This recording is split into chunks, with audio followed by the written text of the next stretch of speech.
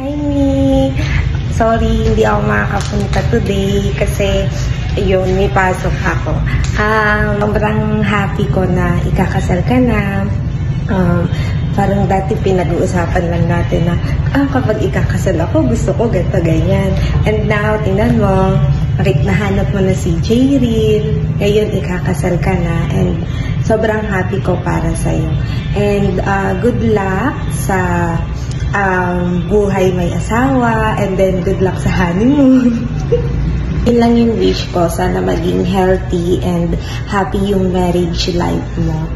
And yun lang, and bawi ako sa mismong wedding day na. Thank you, bye-bye! Hi kapatid! First of all, congratulations dahil magiging isang ganap ka na Mrs. very very soon. And we are very sorry ni baby dahil sadly hindi kami makakadalo on your special day, and alam mo na yun kung bakit. Basta always remember na andito lang ako lagi for you, and honestly I'm very happy na yung taong mapapangasawa mo ngayon ay may paninindigan and most especially responsable sa lahat ng bagay. And nakita ko yun. Kaya naman kampante ako na siya yung makakasama mo habang buhay. Basta, lagi mong tatandaan na love ka namin ni baby, and excited kami sa pagbisita nyo dito soon. Love you! Hello, mahal. Ito na.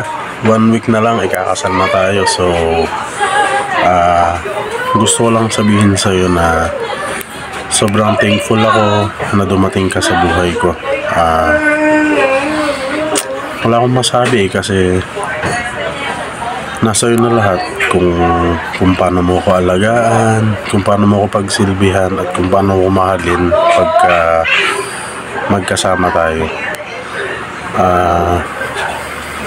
Gusto ko lang sabihin sa iyo na mahal kita kahit ano mangyari. Pasensya na sa mukha ko, lasing ako eh. Pero lahat ng sinasabi ko totoo. Sobrang thankful ako at blessed na ikaw ang magiging asawa ko. Sana hindi ka magsawa sa ugali ko. Oo, iyakin ako, pero lahat ng pag-iyak ko may rason. Basta yun lang, enjoy mo lang yung gabing to, at mahal na mahal kita. See you sa wedding. Sana maging masaya at enjoy lang lahat. Walang problema. Yun lang, I love you, mahal na mahal kita.